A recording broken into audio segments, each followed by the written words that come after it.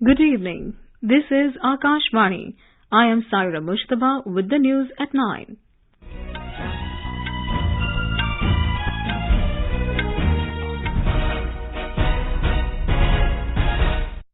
The headlines. Prime Minister Narendra Modi invites Australian CEOs to leverage vast investment opportunities in India across various sectors. Concludes his three-nation tour to Australia, Papua New Guinea and Japan. President Draupadi Murmu inaugurates new building of Jharkhand High Court in Ranchi. Asks judiciary for more innovative ways to make justice more accessible to people. Parliamentary Affairs Minister Prahlad Joshi urges political parties to participate in the inaugural function of new Parliament building. Third G20 Tourism Group meeting successfully concludes in Srinagar.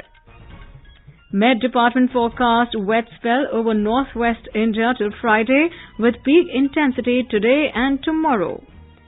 And in IPL cricket, tournament eliminator between Mumbai Indians and Lucknow Super Giants underway at Chennai. And now the news in detail. Prime Minister Narendra Modi concluded his three-nation tour to Japan, Papua New Guinea and Australia today. On the last day of his visit to Australia, the last destination of his tour, the Prime Minister held bilateral talks with his Australian counterpart Anthony Albanese. He raised India's concerns with Mr. Albanese over incidents of attacks on temples and activities of pro-Khalistani elements in Australia. In a joint press statement after the meeting, the Prime Minister said he had discussion on the issue with his Australian counterparts in the past. Mr. Modi said Prime Minister Albanese has assured him once again that he will take strict action against such elements in the future as well. Bharat और Australia के सौहार्दपूर्ण रिश्तों को कोई भी तत्व अपने विचारों या अपने एक्शन से आघात पहुंचाए, ये हमें स्वीकार्य नहीं है। प्रधानमंत्री अल्बनीजी ने इस संदर्भ में जो कदम उठाए हैं, मैं इसके लिए उनको धन्यवाद देता हूं। साथ ही उन्होंने मुझे एक बार फिर आश्वस्त किया है कि वो ऐसे तत्वों के विरुद्ध सख्त एक्शन लेते रहेंगे। The Prime Minister said India-Australia ties are based on mutual trust and confidence. He said they had constructive discussion on strengthening strategic cooperation in mining and critical minerals. Mining और क्रिटिकल मिनरल्स के क्षेत्र में अपने strategic सहयोग को आगे बढ़ाने पर सकारात्मक चर्चा हुई। रिन्यूएबल ऊर्जा में सहयोग के लिए हमने ठोस एरियाज की पहचान की। ग्रीन हाइड्रोजन पर एक टास्क फोर्स के गठन का निर्णय लिया।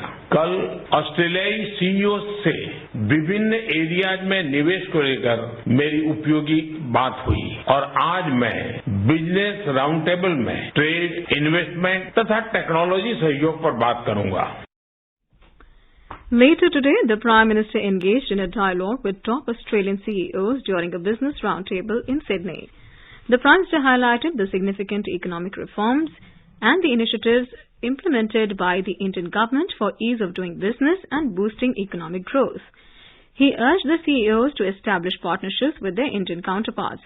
Mr. Modi also invited the Australian CEOs to leverage the vast investment opportunities offered by India across various sectors, including digital infrastructure, IT, fintech, semiconductors and renewable energy, among others. Addressing media in Sydney, Foreign Secretary Vinay Mohan Kwatra said Australia offered strong support for India's permanent membership to the UN Security Council. Mr. Kwatra informed that both leaders also discussed a wide range of global and regional issues, including Quad, Russia-Ukraine conflict and reform of the UN Security Council. President Draupadi Murmu inaugurated the new greenfield building of the High Court of Jharkhand in Ranchi and dedicated the largest court building of the country to the nation. A virtual tour of the High Court, spread over an area of 165 acres of land, was showcased before the President. The new eco-friendly building of the High Court of Jharkhand has been equipped with energy-saving systems. On the occasion, the President said the judiciary should bring more innovative ways for enhancing the access of people towards justice. She emphasized upon the use of rich linguistic skills and developed technology for a wider reach of people to courts. Several steps have been taken to make justice delivery system more accessible and inclusive, especially for women of different segments of the Indian society. I congratulate the people of Jharkhand, judges and advocates of the High Court moves to this magnificent building which symbolizes the beauty and power of justice. I am confident that this new building will bring it with a new energy and the judges, lawyers and administrative staff will perform their duties with greater dedication, commitment and efficiency. Chief Justice of India, Justice D.Y. Chandrachud, Chief Justice of Jharkhand High Court Sanjay Kumar Mishra, Governor of Jharkhand C.P. Radhakrishnan, Union Law Minister Arjun Ram Meghwal and Chief Minister of Jharkhand Hemant Soren were also present on the occasion. Parliamentary Affairs Minister Prahlad Joshi has urged political parties to participate in the inaugural function of the new Parliament building. Talking to media in New Delhi, Mr. Joshi expressed displeasure on the decision of several opposition parties which have announced to not take part in the inaugural function. He said this is a historical event and it is not time for politics. This is not good. This is not the time of politics. After almost more than a century, historical thing is happening. Boycotting and making issue out of a non-issue is most unfortunate. I once again appeal them to reconsider their decision and kindly join in this historical function. Earlier, Home Minister Amit Shah said that the new Parliament building will be a symbol of a self-reliant India and a centre for fulfilling hopes and aspirations of all Indians. Briefing media in New Delhi, Mr. Shah said, Prime Minister Modi will install a historic golden sceptre called Sengol near the Lok Sabha Speaker's seat while dedicating the newly constructed Parliament building to the nation on Sunday. This sceptre was used on the 14th of August 1947 by the first Prime Minister, Pandit Jawaharlal Nehru, when the transfer of power took place from the British to the Indians. Sengol is a Tamil word which means full of wealth and the sceptre symbolizes virtual and ethical rule. The third G20 Tourism Group meeting concluded in Srinagar, Jammu and Kashmir today. In the three-day meet, threadbare discussion was held on 5 priority points, including green tourism, skills, tourism MSMEs, digitalization and destination management. On the last day today, the delegates visited the famous Nishad Garden in the morning. Later on, they visited the famed Polo View Market in Lal Chowk to purchase traditional Kashmiri dresses and handicrafts. Speaking to Akashvani News, a delegate from Spain termed Kashmir as a mesmerizing place and urged foreign tourists to keep the valley as part of their visiting itinerary to India. He said the meeting held in Srinagar was fruitful. I understand that Kashmir is a place of success in terms of tourism, and the Indian government has a very good plan for international tourists to come to this area. And I think the region, Kashmir itself, has everything you need. It's been a wonderful holiday. To sum up, hopefully it's a fruitful meeting yesterday at the conference center talking about film tourism, which is really important both for India and for Spain. We exchanged a lot of good projects in the past few years. Many Indian movies have been shot in Spain. The meeting itself, the thematic of the tourism declaration is going in the right direction. Kashmir is something that really gets in your mind. You get mesmerized. It's a really special place. Union Ministers of State for Commerce and Industry Anupriya Patel and Som Prakash inaugurated the G20 Second Trade and Investment Working Group meeting in Bengaluru today. Delivering her keynote address, Anupriya Patel said that G20 is a valuable multilateral platform that reflects upon challenges that need global attention. She emphasized that WTO reforms are essential to ensure fairness and transparency in global trade. MOS Mr. Prakash noted that in recent years, India has made significant progress in reducing bureaucratic hurdles and enhanced transparency.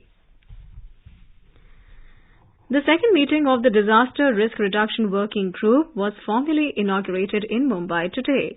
Dr. Bharti Praveen Pawar, Minister of State for Health and Family Welfare, addressed the delegates after the inauguration. Dr. Pawar also inaugurated a photo exhibition titled Safer Mumbai, Future Ready Mumbai, a photographic portrayal. This is Akashvani giving you the news. For quick news updates round the clock, follow us on Twitter at AIR News Alerts. Welcome back. As the Narendra Modi government completes 9 years in office this month, Akashvani News brings a series of special stories on the initiatives taken by the government.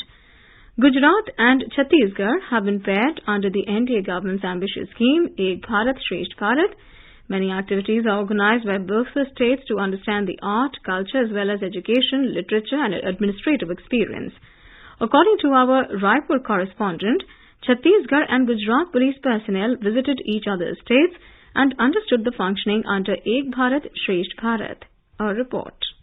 15 police personnel from the state of Chhattisgarh visited Gujarat recently under Ek Bharat Shresth Bharat scheme. On the other hand, 15 police personnel from Gujarat went on a tour of Chhattisgarh. During this, these policemen went to various police stations to get information about the functioning of that state and also shared their functioning with the local police. These policemen also learned about crime registration and crime investigation techniques in police stations of different cities. An agreement has been signed between the government of Gujarat and Chhattisgarh to understand the functioning of police administration. This will not only improve the coordination between the police of both the states, but will also provide an opportunity to improve their functioning by understanding the good things of each other's functioning. Vikalp Shukla, Akashvani News, Raipur.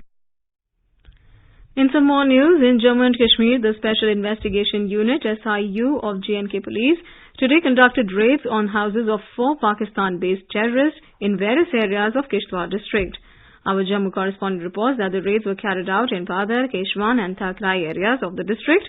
Earlier on 18th of May, teams of the SIU raided houses of 5 terrorists who are currently operating from Pakistan and Pakistan-occupied Kashmir, besides 3 suspected individuals in the district.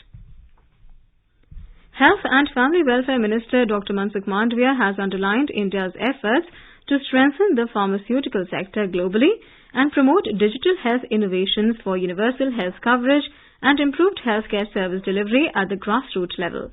Delivering a keynote address at the 76th World Health Assembly in Geneva, Dr. Mandavia highlighted the significance of the Heal by India and Heal in India programs aimed at enhancing global healthcare services.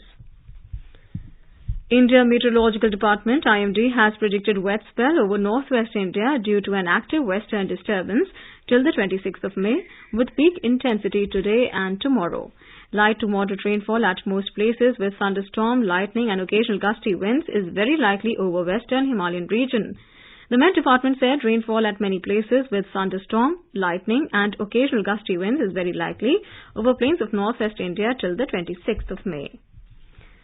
The stage is all set for a grand opening ceremony of the 3rd Khelo India University Games in Uttar Pradesh.